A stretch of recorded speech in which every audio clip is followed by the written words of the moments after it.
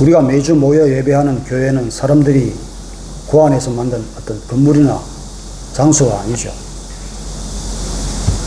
교회는 하나님의 경륜 속에서 아주 오랫동안 준비되어서 마침내 예수 그리스도 안에서 열매 맺는 하나님의 백성 공동체다.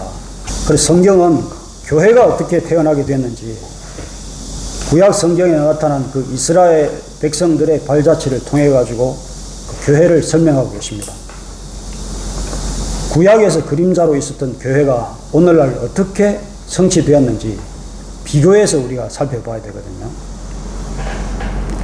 그래서 제일 먼저 아브라함을 부르십니다. 인류가 바벨탑을 쌓고 하나님께 집단으로 반역했을 때 온 세상은 죄와 어둠으로 가득 찼죠. 그때 하나님께서 인류를 심판하시고 끝내버리는 것이 아니라 갈대아 우르에서 지금 이라크 지역이죠. 거기 살던 한 사람을 찍어가지고 불러내십니다. 그게 누구야? 아브라함이잖아요. 창세기 12장 1절 여호와께서 아브라함에게 이르시되 너는 너의 고향과 친척과 아버지의 집을 떠나서 내가 내게 보여줄 땅으로 가라. 아브라함을 부르신 것은 하나님 앞에 뭘 잘해서가 아니었죠. 아무런 자격이 없었지만 택해 주시고 약속을 이어가신 하나님의 조건 없는 은혜였습니다. 그리고 축복하시기를 창세기 12장 2절에 3절 내가 너로 큰 민족을 이루고 내게 복을 주어서 내 이름을 창대하게 하리니 너는 복이 될지라. 너를 축복하는 자에게는 내가 복을 내리고 너를 저주하는 자에게는 내가 저주하리니 땅의 모든 족속이 너로 말미암아 복을 얻을 것이야. 하나님이 아브라함에게 주신 복은 아브라함만 혼자만 잘 되라고 주신 어떤 이기적인 복이 아니라 아브라함의 씨를 통해 가지고 장차 구원자 예수 그리스도가 태어나게 하시고 죄로 죽어가는 온 세상 만민을 다시 하나님의 백성으로 품으시겠다는 그 구원의 복의 근원이었습니다. 오늘 우리 교회가 구원의 복을 누리는 것도 마찬가지. 내가 지금 구원받은 것은 나 하나 복받으라고 구원을 하신 것이 아니라 교회를 이루시려고. 그래서 수천 년 전에 아브라함을 부르셨던 그 하나님의 복, 그 뜻이 우리를 통해서 흘러가라고 우리를 부르시고 택하시고 찍어가지고 구원하셔가지고 복을 주신 거예요. 그러니까 구원받았기 때문에 나 혼자만 복받는 데서 그치지 말고 그 크신 하나님의 복을 이웃에게 흘려보내라. 그 거룩한 하나님의 통로가 되라. 그렇게 하려고 아브라함을 통해서 그 복을 우리 교회들에게 흘려주고 계신다는 그 구약과 신약을 연결해서 지금 보여주고 계신 거예요. 그러니까 구약 따로 신약 따로 말세 따로 이렇게 보면 안 된다. 그렇게 주장하는 자들이 세대주의라고 합니다. 세대주의. 세대주의가 뭐냐? 구약 때 구원받는 방법이 다르고 신약 때 구원받는 방법이 다르고 말세 때 구원받는 방법이 다르다. 그렇게 주장하는 이단들이죠. 구약 때는 율법 지켜가지고 구원을 받았고 신약 때는 예수님이 오셨기 때문에 예수 믿어가지고 구원받았고 말세 때는 계시로 가르치는 나 자기를 믿어야 구원받는다고 그렇게 주장하는 거예요. 그래가지고 이만희가 계시록을 가르치면서 내가 마지막 때 말세 구원자라 그러잖아요. 그러면 말세 그 이만희만 믿으면 되지. 뭐하러 또 누구냐? 하나님의 교회, 장길자 이런 것만 믿으면 되지. 뭘 또 절기를 지키고 안식일을 또 왜 지키나? 지나간 율법들을 앞뒤가 안 맞는 거예요. 세대를 나눠가지고 옛날 것이 필요 없다고 지네들이 말했으면 근데 옛날 법을 왜 돌아와가지고 옛날 걸 자꾸 지키고 뭐 그러나. 그럼 짐승도 때려잡고 해야지. 그러면서 그건 하나님 명령이기 때문에 꼭 지켜야 된다고. 그럼 성경에 창세전부터 변함없이 말씀하셨던 그 말씀이신 예수, 구약 때부터 말세까지 지금도 변함없이 계신 예수, 왜 그분은 밀쳐놓고 자기가 예수라고 사기치나? 하나님 명령이 그렇게 중요하면 명령이 바로 말씀이시고 예수인데 무식해서 그런 거예요. 구약에서 그 예수가 안 보여서 그런 거예요. 그리고 구약 따로 신약 따로 말세를 따로 보니까 이 무식한 주관을 가지고 성경을 보니까 성경을 모르니까 자기들 편한 대로 해석해가지고 대학 나오고 박사 되고 의사들인데 그 거짓말에 빠져가지고 그 이만희를 따르고 장길자를 따르고 하는 거 보면 참, 그래서 우리가 성경을 잘 배워야 된다. 지식으로만 배워서는 내 것이 안 되고 영이신 주님 만나야 그 성경도 하나님 나라도 다 내 소유가 되는 거예요. 그리고 두 번째로 창세기 15장에 이 특별한 장면이 나옵니다. 15장 9절에서 17절 한번 읽어보세요. 창세기 15장 9절에서 17절 같이 읽어보세요.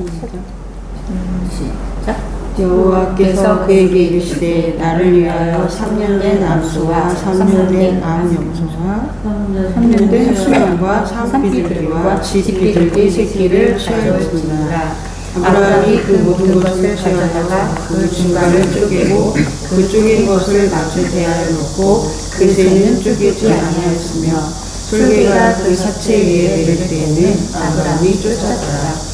여호와께서 아브라함에게 깊은 산이 임하고 큰 흑암과 두려움이 그에게 임하였더니 여호와께서 아브라함에게 이르시되 너는 반드시 알라. 내 자손이 이방에서 객이되어 그들을 섬기겠고 그들은 400년 동안 내 자손을 괴롭게 하니 그들이 섬기는 나라를 내가 징발할지며 그 후에 내 자손이 큰 재물을 이끌고 나오리라. 너는 장사하다가 평안히 조상에게 돌아가 장사될 것이요 내 자손은 4대 만에 이 땅에 돌아오리니 이는 아무리 족속의 죄악이 아직 가증하지 아니하니라 하시더니 해가 져서 어두울 때 연기나는 화가 보이며 타는 횃불이 쪼갠 고개 사이로 지나가더라. 아멘. 적어보니까 너무 좋네. 찾을 필요도 없이 그냥. 그래서 하나님 그렇게 약속해 주셨어요. 그런 약속을 하셨어요. 근데 약속을 하는데 그때 당시 문화로 하나님이 이렇게 사람을 만나 주신 거예요. 지금 우리 문화에서는 우리 문화로 만나 주시고 시대마다 하나님이 우리 수준에 맞게 유치원생 때는 유치원 수준에 맞게끔 유치원생이 돼가지고 유치원생하고 말을 해야지 유치원생한테 막 대학용어로 이렇게 얘기하면 못 알아듣잖아요. 그래서 그렇게 약속을 해놓으시고는 그때 당시 문화로 지금 이제 계약을 맺습니다. 짐승을 바늘 쪼개 놓고는 두 계약자가 손을 잡고 그 사이를 핏길 사이를 이렇게 걸어가는 거예요. 걸어가면서 만약 너하고 나 중에 약속을 안 지키면 이 짐승들처럼 쪼개져서 피 흘려서 죽는 거야. 알았지? 그렇게 목숨을 건 약속을 지금 하고 계시는 거예요. 그런데 언약을 맺는 그 밤에 아브라함이 무서워하면서 깊은 잠에 빠져버렸고 아무것도 할 수 없는 무력한 상태가 돼버린 거예요. 그런데 그때 타는 횃불이 쪼갠 그 고기 사이로 지나갑니다. 하나님이 혼자서 지나가신 거예요. 홀로 언약을 이루신 거죠. 그런데 지금 금방 하나님과 함께 있다가 금방 돌아서서 이렇게 어둠에 사로잡혀가지고 무서워서 뜹니다. 이게 우리 모습이라고 어제 우리가 또 나눴잖아요. 금방 홍해 가르시고 구름 기둥 불 기둥으로 함께 하셔도 금방 돌아서가지고 안 되겠다. 애굽으로 돌아가자. 이러다 우리 다 죽는다. 흡석하자. 이랬잖아요. 광야에서. 그래서 인간이 이런 존재다. 흑암의 세상에 살고 있는 한 언제든지 넘어질 수밖에 없는 존재가 나라는 사실을 잊지 말고 항상 매 순간 하나님의 얼굴을 구하면서 살아야 된다. 그래 안전하다. 그걸 아브라함이 지금 나약함을 통해서 우리에게 보여주고 있는 거예요. 그래서 하나님이 아브라함아, 네가 그렇게 연약해서 쓰러지고 때로는 나를 배반하고 흔들릴지라도 그러나 나는 결코 흔들리지 않아. 나는 너처럼 그렇게 간사하게 하지 않아. 난 내 목숨을 걸고 네가 그렇게 연약할지라도 네가 나를 원하고 끝까지 나를 붙들고 있는 한 그렇다면 나는 목숨 걸고 내가 너를 지킬 거야. 이 약속을 지금 하고 계시는 거죠. 그래서 언약을 이루시는 분은 오직 하나님 한 분이시라는 것을 지금 분명하게 선언해 주시오. 네 나약 때문에 이게 뭐 언약이 물러지고 이렇게 할 것 같으면 안 되니까 하나님이 딱 주권을 가지고 이루신다. 이렇게 인간은 번번이 하나님과 언약을 올바로 지킬 수 없는 삶을 살지만, 그런데 하나님은 우리를 그 자리에서 쪼개지 않았잖아요. 아브라함을 쪼개지 않았잖아요. 약속대로라면 아브라함이 쪼개져야 되는데, 그럴 때마다 우리를 쪼개셨다면 우리는 뼈도 아마 못 추렸을 거예요. 근데 대신에 누구를 쪼개셨느냐? 독생자 예수님을 불러다가 나 대신 십자가에 못 박아가지고 나 대신 쪼개지고 찢기시고 피를 흘려 주심으로 내가 지키지 못했던 그 약속을 완성해 주신 거예요. 그래서 구약에서 약속하셨던 그 약속이 신약에서 그대로 이루어지는 것을 보여주고 계신 거예요. 그래서 우리의 구원은 흔들리고 불완전한 나의 열심이 아니라 처음부터 하나님의 열심으로, 그 열심 위에서 이 구원이 이루어졌다. 이 은혜를 기억하면서 살아야 합니다. 그 다음 세 번째는, 지금 자꾸 구약과 신약을 비교해가면서 구약에서 약속했던 그 그림자가 신약에서 어떻게 이루어졌는지를 지금 계속 비교해서 지금 보여주고 계시잖아요. 그 세 번째는 이삭을 통해 가지고 그것을 보여주십니다. 이삭을 통해서 예수 그리스도를 미리 보여주신 거예요. 창세기 17장 15절 17절 읽어볼게요. 읽으세요 그냥. 하나님이 또 아브라함에게 이르시되 내 아내 사례는 이름을 사라라 하고 살아라.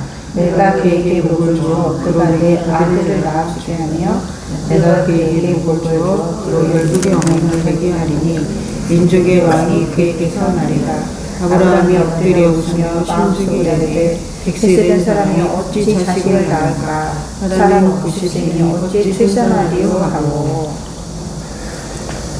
지금 아브라함과 사라가 참 웃는 것은 자기네들이 생각해도 우리가 자식 낳을 수 있는 생식 능력이 지금 0%라고 해요. 할아버지 할머니 되는데 무슨 생식 능력이 있어야 자식을 낳지.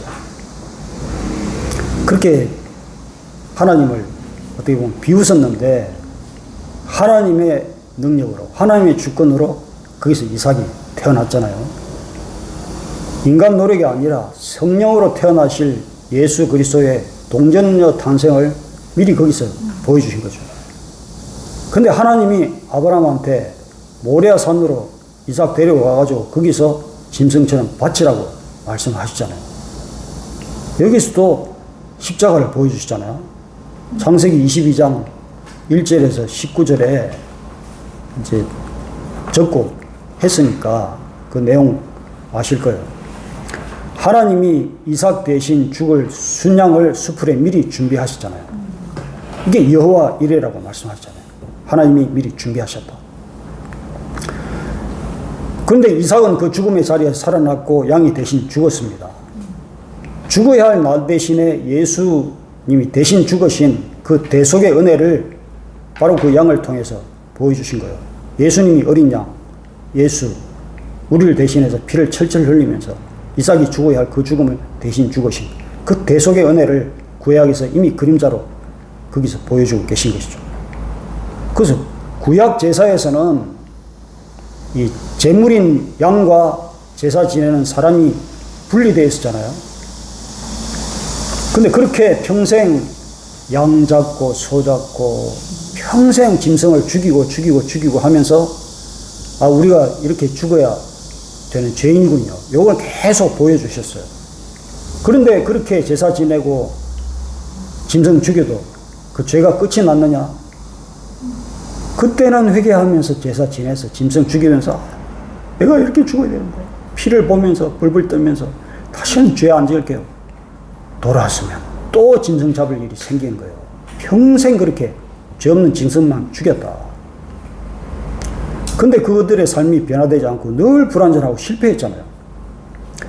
근데 예수님이 오셔가지고 그냥 단번에 완벽하게 속죄 제물도 되시고 스스로 대제사장도 되셔가지고 자기 몸을 찢고 피를 흘리셔가지고 단번에 완벽한 제사를 드리셔가지고 우리 죄가 용서받았고 우리를 하나님 앞으로 인도하시고 우리를 거룩하게 하신 그 구원을 단번에 이루어주신 거예요.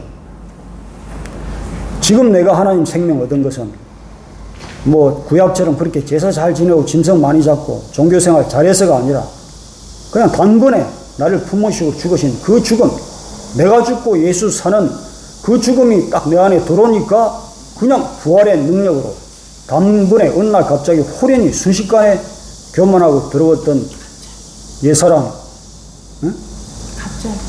갑자기 더러웠던 죄 덩어리가 새 사람 예수로 탁 바뀐 거예요. 그래서 이 단번에 이루어졌다는 것이 우리가 경험해 본 사람이 그 단번에라는 말을 이해를 하는 거예요. 종교생활 열심히 하고 있는 사람들은 아직도 단번에 그게 이루어졌다. 그게 이게 체감이 잘 안 돼. 왜냐? 그 이론으로만 배웠기 때문에 그 단번에 이루어졌다는데 뭐 단번에 뭐가 이루어졌지? 자기가 체험을 안 해봤기 때문에 그것을 설명해봐야 설명으로 끝난다니까. 근데 우리가 여기 앉아 있는 사람들이 너무나 감사한 것이 그것을 단번에 이루어졌다는 것이 성령으로 나를 뒤집어 엎어가지고 성령으로 새롭게 변화된 그것을 경험했기 때문에 이 말이 이해가 되는 거예요. 그래서 그냥 이론만 공부하면 뭐 감동이 안 되고 능력이 안 되는 거예요. 근데 우리 각자가 신학이나 이론으로 하나님을 알게 된 것이 아니라 삶의 실제에서 영이신 하나님을 만나고 옛죄를 깨뜨리고 깨닫게 해주신 이 삶에서 실제로 누리는 그 사실, 그게 진리거든요. 진리가 여기 살아 숨쉬고 꿈틀거리고 우리가 만져지고 누리고 있다는 것이 얼마나 감사한지 모릅니다. 이제 네 번째는 시내산 언약에서 광야교회를 뭐라고 불러주셨나? 세굴라라고 불러주시죠. 세굴라. 이스라엘 백성들이 이집트에서 400년 동안 노예로 있었습니다. 그들의 상태가 어땠을까요? 전에 우리가 하나님 자녀였지. 그런 의식조차도 없어도 그게 어느 정도 기억이 나려면은 뭐 죽기 전에 아주 내가 태어났을 때 기억하나? 한 3살, 4살 돼야 이제 할아버지 됐을 때, 그때 3살, 4살 때 이랬지. 그때도 기억날라? 3살, 4살 때도 기억하지 못해. 한 5살, 6살이나 돼야. 그런데 이게 지금 그 세대도 죽어버리고 400년이나 지났는데 예전에 우리와 함께 하셨던 하나님, 이게 기억이 날까? 아예 체감 안 될 것 같아요. 아예. 그러니까 노예 상태로 400년 있었으니까 아예 그냥 거지로 사는 거예요. 노예 근성으로 사는 거예요. 완전히 바닥있다. 하나님 자녀라는 의식조차도 전혀 없는 거예요. 태어나면서부터 노예였으니까. 근데 하나님 그 이스라엘을 종살이에서 건져내시가지고 홍해를 건너게 하시고 시내산으로 인도하시면서, 근데 홍해를 걷는 것은 옛 삶을 다 죽이는 거다. 너희들 옛 삶은 이렇게 다 죽은 거야. 그러면서 시내산으로 이제 인도해놓고는 하나님의 백성이라는 것을 새롭게 가르치잖아요. 그 사도행전 7장에서 7장 38절에 이 시내산의 아래 모인 이스라엘 공동체를 가리켜서 그 사도행전 7장에 뭐라고 불러나요? 7장 38절에 있는데 광야교회라고 부르잖아. 그래서 이 광야교회가 그때 이스라엘 불러내가지고 광야에서 그 광야교회가 오늘날 그 교회의 뿌리거든요. 그 다음에 하나님이 그 광야교회인 이스라엘을 향해서 엄청난 정체성을 지금 선포를 하고 계십니다. 출애굽기 19장 5절 6절 한번 읽어보세요. 이제 세계가 다 내게 속하였나니 너희가 내 말을 잘 듣고 내 언약을 지키면 너희는 열국 중에서 내 소유가 되겠고 너희가 내게 대하여 제사장 나라가 되며 거룩한 백성이 되리라. 너는 이 말을 이스라엘 자손에게 정할 것이니라. 지금 모든 민족 중에서 내 소유가 되겠고 이랬잖아요. 이 소유라는 말이 히브리어 세굴라입니다. 세굴라. 새. 세굴라. 세상새. 이게 무슨 말이냐 하면 하나님의 보물이라는 뜻이죠. 세굴라. 완전 거지건성으로 살다가 뭐 누가 밥이나 좀 주면 얻어먹고 이런 수준인데 하나님이 불러내가지고 너희들은 내 보물이야. 이제 이 하나님의 보물 하니까 이게 갑자기 하나님 보물 하니까 보물이라는 의미가 잘 이제 인지가 잘 안 되는데, 이제 다윗 왕을 비유로 하자면 다윗 왕이 이렇게 있잖아요. 왕이 그 나라에 다윗 왕 때 보물이 어느 정도 많았냐 하면 그냥 지나가다 툭 걸리면 발에 걸리는 것이 금이더라, 은이더라. 이 정도로 금은이 많았대요, 그 나라에. 근데 또 주변에서 다윗이 막 하나님이 함께 하시니까 막 감히 쳐다도 못 볼 만큼, 그러니까 주변 나라들이 숨죽이면서 다윗한테 어떻게 잘 보일까 조공을 바치고, 그러니 얼마나 많겠어요. 그런데 다윗이 자기 이제 왕실 안에 그 창고를 하나 만들어가지고 보물을 넣는, 왕만이 소유할 수 있는 그런 보물 창고가 있었다. 거기 들어가면 진짜 세상에 찾아보기 힘든 진귀한 보물들로 거기 가득 채워져 있는 거예요. 그게 여기서 말하는 세굴라인 거예요. 왕의 보물들. 그런데 하나님 나라에 갔더니 하나님만 이렇게 보실 수 있는 보물 창고가 있는데, 거기 창고 안에 보니까 누가 있느냐? 바로 찍어서 택한 이스라엘 백성들이 거기 있는 거예요. 너희들이 그처럼 진귀한 보물이다. 이렇게 지금 표현을 해주는 거예요. 애굽에서 노예 생활을 하던 보잘것없는 사람들을 불러내가지고 하나님이 그 공동체 교회에게 이렇게 말씀해 주신 거예요. 이게 얼마나 위대한 일이에요. 그러면 너희는 더 이상 거지가 아니야. 천덕꾸러기 아니야. 내가 만든 내 우주에서 가장 귀한 보물이야. 이렇게 표현을 해 주시는 거예요. 그러면서 그렇게 지키시고 사랑하시는 거예요.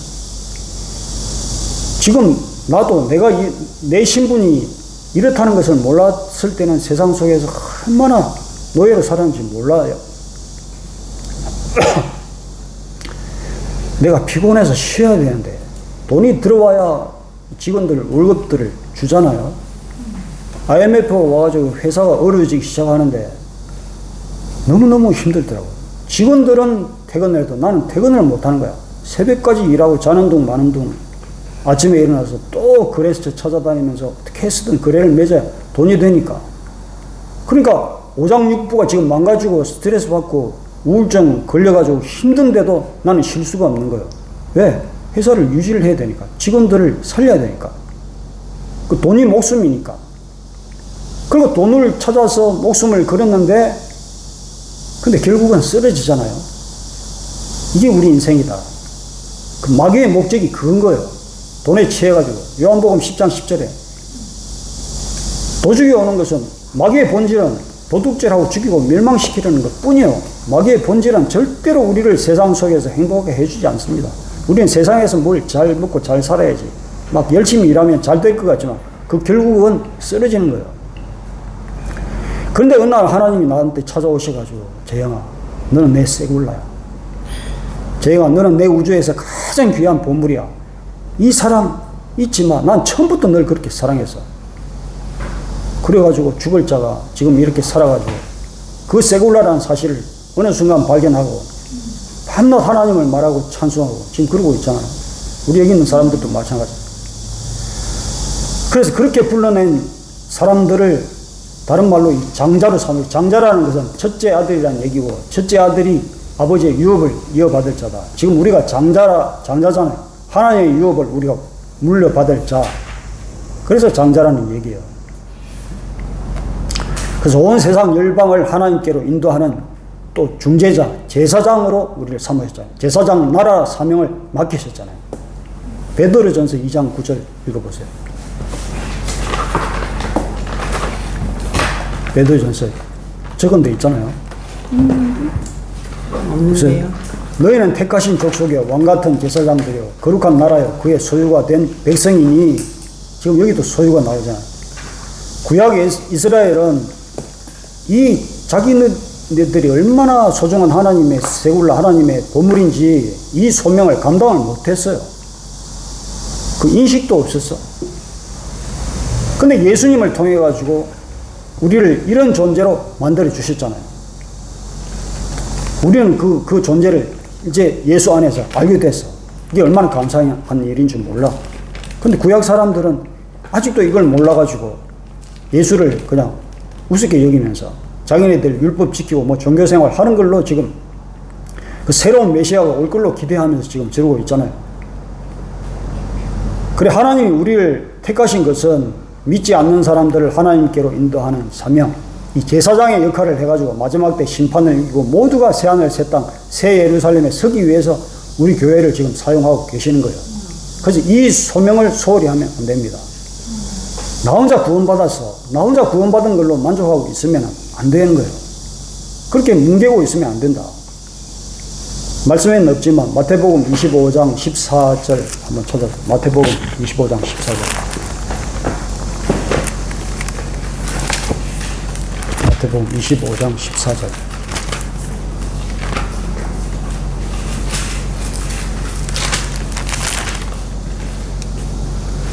또 어떤 사람이 타국에 갈 때 그 종들을 불러 자기 소유를 맡긴 것 같으니 각각 그 재능대로 한 사람에게는 금 5달란트를, 한 사람에게는 2달란트를, 한 사람에게는 1달란트를 주고 떠났더라. 5달란트 받은 자는 바로 가서 그것으로 장사하여 또 5달란트를 남기고 2달란트 받은 자도 그와 같이 하여 2달란트를 남겼으되 1달란트 받은 자들은 가서 땅에 파고 그 주인의 돈을 감춰두고 있었더니 오랜 후에 그 종들의 주인이 돌아와 그들과 결산할세 5달란트 받은 자가 5달란트를 더 가지고 와서 이르되 주인이여 내가 5달란트를 주셨는데 보소서 내가 또 5달란트를 남겼나이다. 그 주인이 이르되 잘하였도다 착하고 충성된 종아 네가 작은 일에 충성하였으므로 내가 많은 것을 내게 맡기리라. 내 주인의 즐거움에 참여할지어다.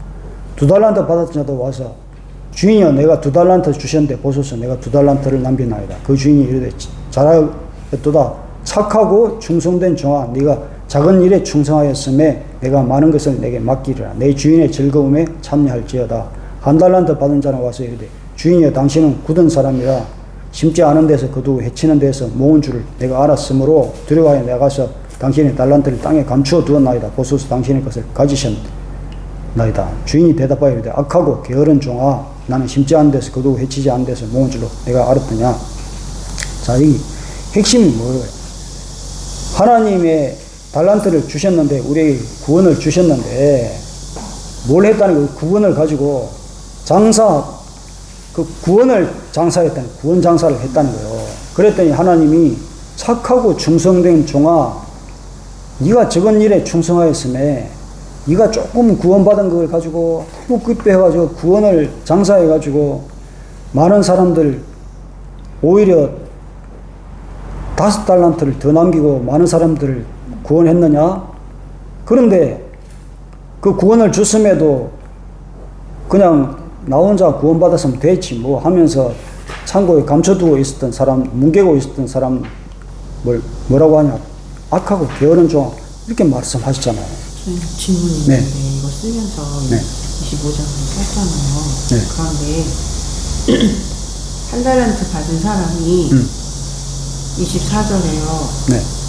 자기가 이게 판단해서 말하잖아. 당신은 굳은 사람이라 심지 않은 데서 거두고 해치지 않은 데서 모으는 줄 내가 알았으므로 난 이 말이 궁금했어요. 왜 이렇게 말을 했지? 자기 판단이지. 그죠. 자기 판단이죠. 하나님을 자기 생각대로 판단하고 그렇지.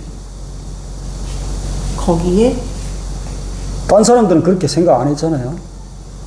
딴 사람들은 그렇게 생각하는데 자기 혼자 이렇게 자기 생각에 자기 판단으로 그렇게 했다는 거잖아요, 지금.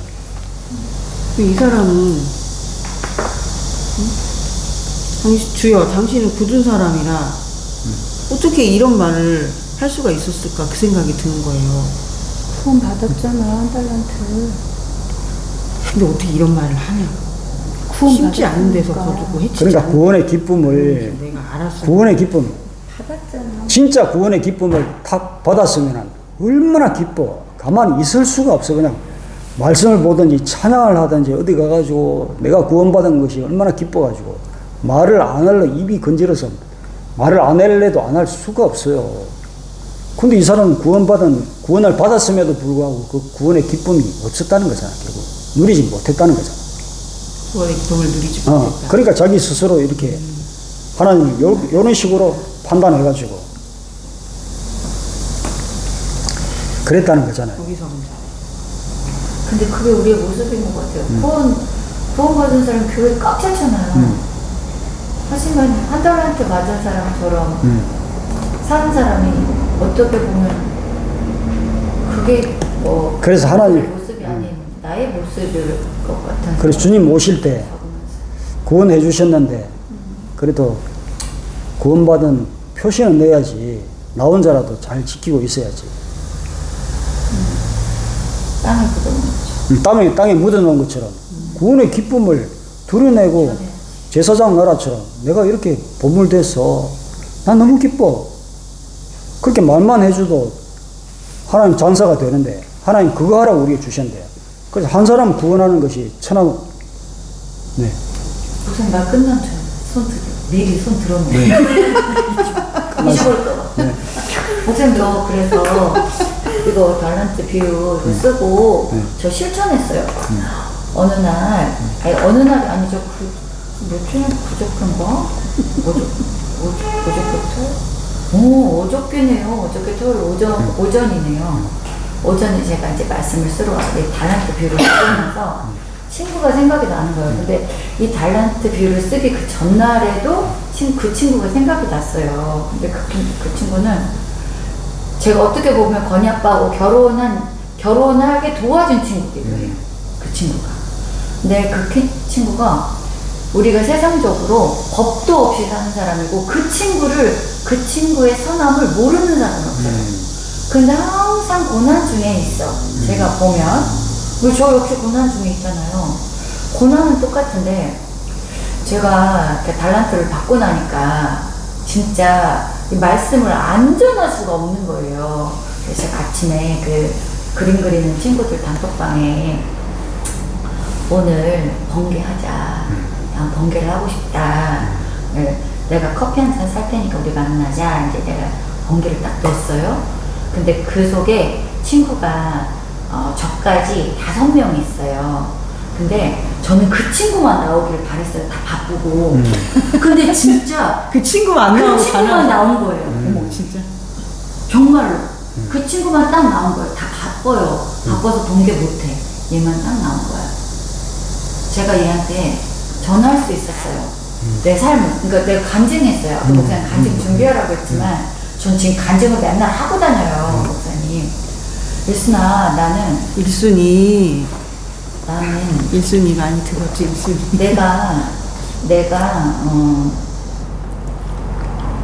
나의 상황이 어떻게 보면 그 세상 사람들 눈에 변한 게 없다. 여전히 힘들고 분명치 않고 확실치 않은 어떤 그런 삶 속에 내가 살아간다. 근데 내가 세상의 눈이 봤을 때는 안 변했어요. 사실은. 안 변했지만 내가 변했다. 물론 세상이 봤을 때 뭐 그들을 잘 모르니까. 근데 남이 봤을 때 세상의 눈으로 봤을 때 그들이 안 변했지만 이제 5번째 레위기에서 네. 레위기에서 여러 가지 이제 율법들을 주시잖아요. 그게 이제 하나님의 거룩한 질서를 주시기 시작하신 거예요. 근데 레위기는 단순하게 그냥 까다롭고 지루한 규칙서가 아니라 거룩하신 하나님이 죄 많은 인간과 어떻게 함께 살 수 있을까? 그에 대한 해답이 그게 들었는데 이 사람들이 구약 사람들이 그냥 율법만 지키지 이런 의미들을 모르고 그렇게 사는 거예요. 그래서 하나님은 그런 죄 많은 인간들 속에 내가 너희들과 함께 사는 그것을 함께 하시면서 그 가운데 텐트 속에 하나님이 뭐 텐트 속에 머무시겠어요? 그런데 이스라엘 백성들을 위해서 성막이라는 텐트 속에 하나님이 성령으로 임재하시면서 이스라엘 백성들, 대제사장을 통해서 이스라엘 백성들에게 계속 말씀하시고 교제하시고 이렇게 함께 하신다. 그래서 하나님께 나올 수 있는 제사법을 주시고 매일 먹고 입는 일상 속에서 거룩을 기억하게 하는 정결 규례를 계속 주시잖아요. 그리고 구원의 은혜를 매년 되새기는 절기도 주시고 그래서 구약 이스라엘은 평생 율법 지키고 제사 지내고 지켜도 그런 규칙과 규범과 그 어떻게 보면 행동 요령까지 다 주셨는데도 정결하지 못해서 희한하게 매일 정결을 훈련시켰는데도 결국엔 실패했잖아. 그래서 그리스도가 예수로 오셔가지고 십자가 피로 정결하지 못했던 그 모든 삶을 다 씻으시고 성령으로 범사를 정결하게 해주시고 그 능력으로 우리가 살면서 구약이 지키지 못했던 그 율법을 다 이루신 거예요. 그 우리 옛사람을 돌아보면 이스라엘 백성들처럼 뭐 법을 성경을 통해서 우리는 법을 다 알고 정결 어떻게 보면 규례가 이 속에 다 있는데도 불구하고 그대로 못 살았잖아. 교회 가면 그렇게 사는 척만 했지. 근데 어느 날 호련히 그분이 내 영혼 속에 내 심령 속에 딱 들어오시니까 이제는 그렇게 옛날처럼 그렇게 말하고 생각하고 행동하고 살아라 해도 이제는 안 사라지잖아요. 이게 어느 순간 돼버렸다. 누구 때문에? 예수 그리스도 때문에. 그분의 피로, 그분의 영으로. 그래서 우리는 이제 주일 하루뿐만이 아니라 주중에 모든 삶, 가정에서, 직장에서, 모든 범사에 길을 가다가 차 속에서도 하나님의 이름을 높이고 일상에 그냥 거룩이 그냥 절로 되는 거예요. 아멘. 한순간에 회복되는 거예요. 그 레위기 26장 11절, 12절 읽어보세요. 내가 내 전략을 너희 중에 세우니 내 마음이 너희를 싫어하지 않을 것이며 나는 너희 중에 생하여 너희 하나님이 되고 너희는 나의 백성이 되리라. 아멘. 그럼 이스라엘이 매일 넘어져도 아까 아브라함처럼 넘어질 수밖에 없지만 그러나 계속 너희의 하나님이 되겠다고 계속 약속해 주시는 거예요. 그렇게 약속해 주시는데도 이때 당시 이스라엘은 계속 넘어지고 결국엔 실패. 그래서 하나님이 새 언약을 주시는 거예요. 새 언약. 그 옛 언약이잖아요. 옛 사람들한테 옛 언약 약속을 계속 해주시지만 그래도 실패했지만 이제 우리를 통해서 새 언약 예수 그리스도를 통해서 장자요 제사장 나라로 부름받은 이스라엘 백성들은 하나님의 은혜를 그냥 특권으로만 여겼지 그 소명은 다 잊어버렸어.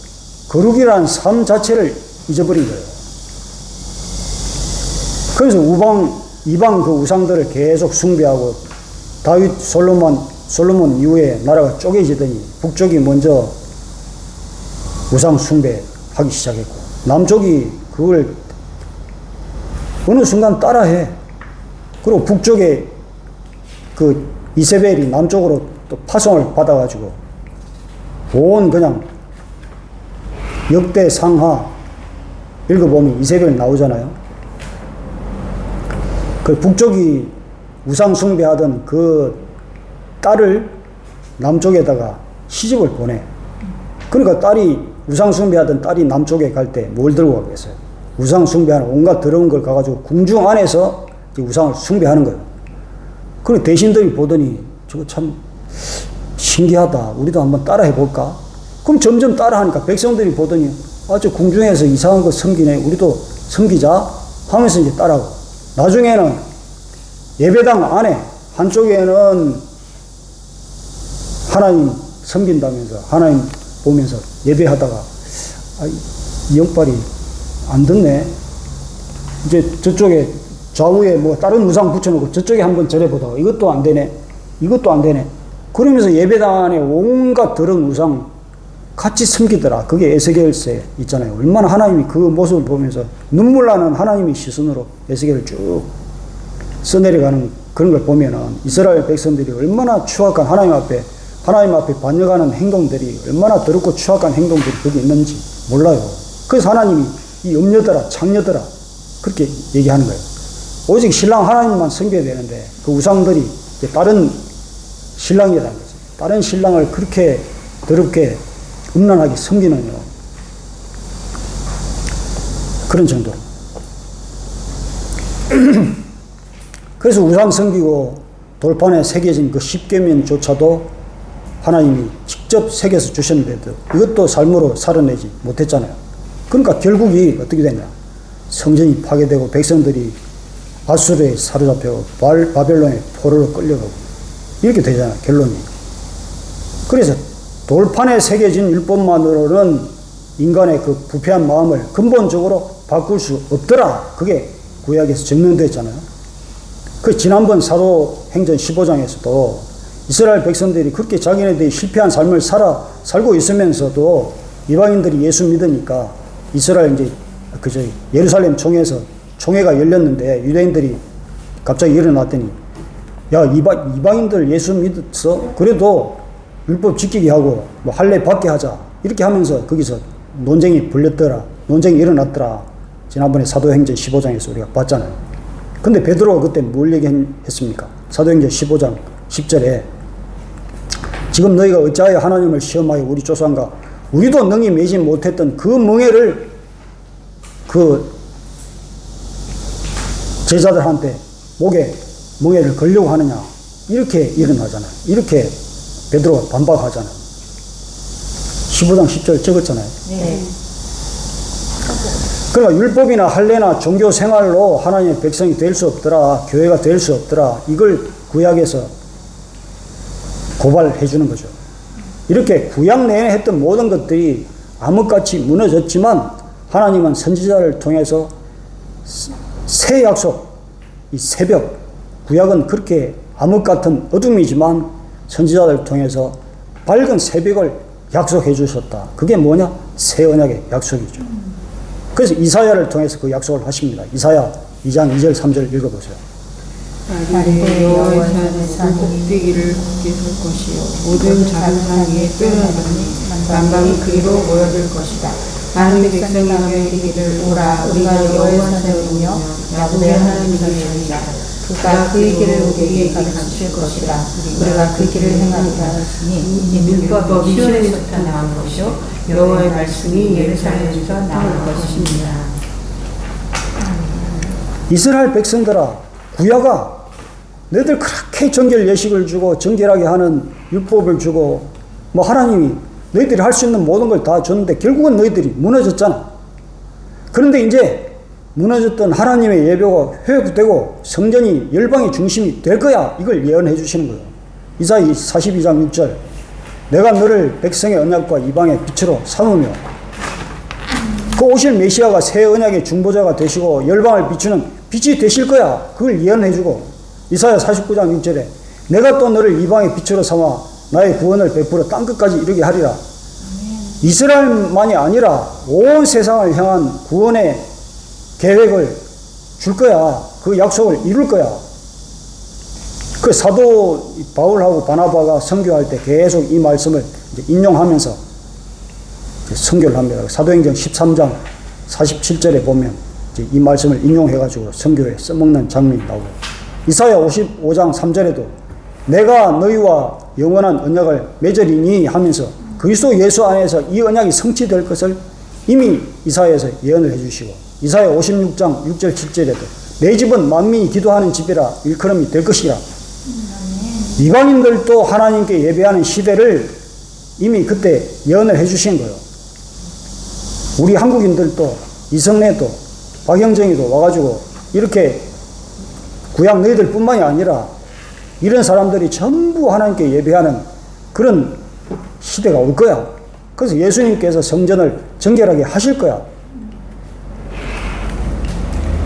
그리고 이사야 59장 20절 21절에 구속자가 시온에 임하며 이것이 그들과 세운 나의 언약이니 예수님이 우리를 구속하시고 구속이라는 것은 구원하시고 그 죄를 대속해 줄 것을 이미 예언해 주시잖아요. 이사야 60장 1절 3절에도 일어나라 빛을 발하라 하면서 나라들은 내 빛으로 왕들은 비치는 내 광명으로 나오리라.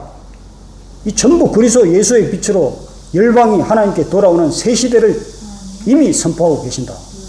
예레미야를 통해서도 이미 약속해 주셨죠. 예레미야 31장 33절에 여호와의 말씀이니라. 그러나 그날 후에 내가 이스라엘 집과 맺을 언약은 이것이니 곧 내가 나의 법을 그들 속에 두며 그들의 마음에 기록하여 나는 그들의 하나님이 되고 그들은 내 백성이 될 것이다.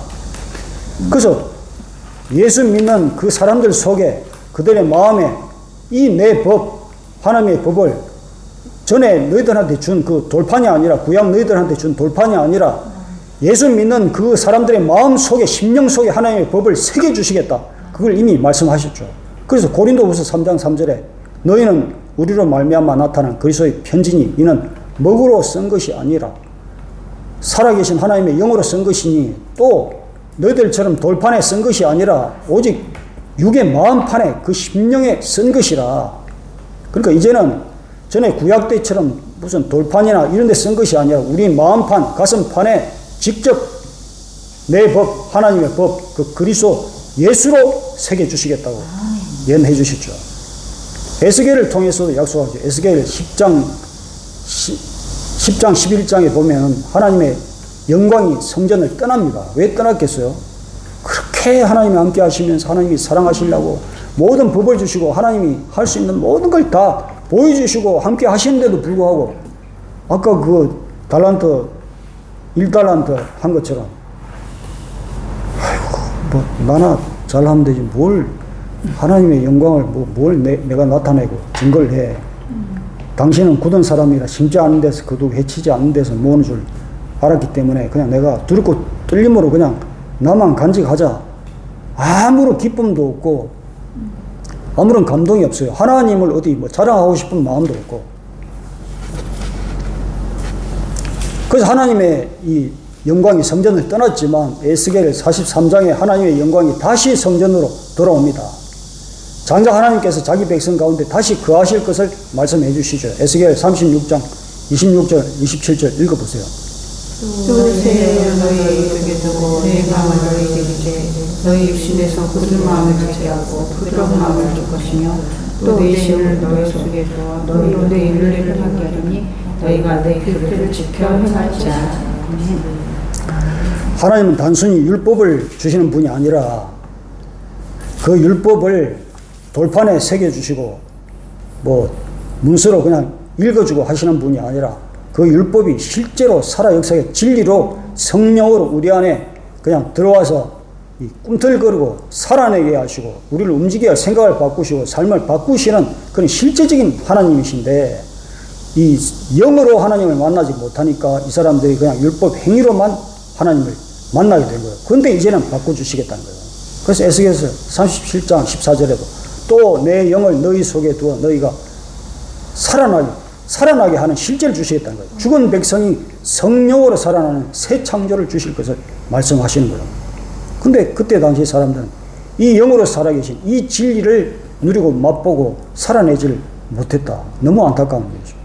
에스겔서 48장 35절에도 그날 후로는 그 성읍의 이름을 여호와 삼마라 하리라. 여호와 삼마. 여호와께서 거기 계신다는 거예요. 떠났던 하나님의 영광이 돌아와서 성령으로 예수로 우리 안에 영원히 함께 계신 것을 지금 내가 분명히 알게 될 거야. 그걸 말씀해 주신 거예요. 우리가 지금 그 예수를 분명히 지금 알고 있잖아요. 너무나 감사합니다. 그래서 우리는 이렇게 그리스도 안에서 새롭게 된 새 언약의 백성들입니다. 구약의 선지자들이 까치발을 들고 그토록 간절히 바라보기 원했던 그 약속의 실체가 바로 예수님이에요. 그리고 그분의 몸과 피에 연합되고 하나 된 오늘 우리의 교회예요. 예수님이 이 땅에 참 성전으로 오셔가지고 십자가에서 보혈을 흘려주시고 돌 같은 마음을 씻기시고 우리 안에 성령을 부어주셨잖아요. 구약시대 사람들은 억지로 그냥 무거운 짐처럼 지키고 그냥 이렇게 종교생활로 이렇게 수천 년 해왔으니 참 그 사람들 인내도 대단하네. 그러고 보니까. 그런데도 결국은 다 무너졌지만 이제 우리는 그렇게 무거운 짐처럼 지키는 것이 아니라 내 마음에 계신 성령께서 나도 모르게 그 법을 지키게 하신다. 이게 얼마나 감사한지 몰라. 그것도 기쁨으로 지키게 하고 맨날 감사로 사랑하는 마음으로. 그래서 예수와 함께 사랑받고 기쁨으로 동행하고 행복한 삶의 실제가 되게 하시는 이 진리로 우리를 이끌고 계신다. 이게 얼마나 진짜 감사한지 이런 줄 몰라요. 그래서 우리는 아브라함 때부터 하나님이 자기 생명을 걸고 준비해 오신 그 언약의 열매인 거죠. 우리는 하나님이 온 우주에서 가장 아끼시는 진귀한 보물, 아까 세굴라죠. 그래서 우리는 이 어두운 세상과 하나님을 연결해주는 그 중매자 역할, 그게 너희들은 왕 같은 제사장들이다. 그거죠. 제사장의 역할은 죄 많은 백성과 이 하나님이 서로 얼굴을 마주 볼래야 마주 볼 수 없는 원수 관계에 있었는데, 이제는 그 제사장이 중매하듯이 서로를 연결해주는 그런 역할을 하는 것이 제사장이고, 그 제사장이 자기 죄도 고백하면서 하나님, 그 백성들의 죄도 고백하면서 하나님 이 짐승을 받으시고 하나님 좀 화해해줘요. 하나님 우리와 함께 해줘요. 이런 역할이 제사장이 있는데, 우리가 그 역할을 이제 하기 때문에, 그래서 너희들은 왕 같은 제사장이다. 아멘. 그래서 우리가 이 간정, 이 달란트 장사, 구원 장사를 사람들에게 하는 거예요. 야, 하나님 이렇게 좋으신 분이야. 하나님 만나봐. 나처럼 이렇게 행복해질 수 있어. 이게 간증이거든요. 그래서 우리가 정말 귀한 소명을 받은 한 사람 한 사람이 귀한 하나님의 세굴라거든요. 그래서 내가 비록 세상에서는 평범해 보일지라도 하나님 눈에는 하나님 목숨과 바꾼 가장 존귀한 존재다. 하나님의 말씀을 전하고 하나님 뜻을 전하고 하나님의 사랑을 전하고 하나님 나라를 전하는 우리가 한 사람 한 사람이 대사예요. 대사. 대사는 다른 나라에 가면 우리 조선이다. 그 대사가 다른 나라에 가면 그 사람이 조선의 왕이에요. 왕으로서 그 다른 나라 사람들을 만나는 거잖아요. 우리 한 사람 한 사람은 그런 하나님의 대사거든요. 안 믿는 사람한테 가가지고 대사로서 하나님의 권세와 권위와 능력과 사랑과 하나님 모든 것을 전하는 그런 사람이 우리라는 것을 잊지 마세요. 그래서 하나님은 늘 우리와 함께 하시면서 여호와 쌈마, 그것을 우리가 매일 누리기를 원하시고 계시거든요. 그래서 이 말씀을 통해서 날마다 하나님을 만나고 하나님 안에서 매 순간 진짜 기쁨으로 예배하고 이 복된 주님의 공동체, 교회가 되어가지고 이 기쁜 사실을 전도하고 선교해가지고 전부 모든 세상 만민이 함께 교회가 되기를 원하시는 이 하나님의 꿈, 하나님의 뜻을 잘 전하는 기쁜 우리 공동체가 됐으면 좋겠습니다.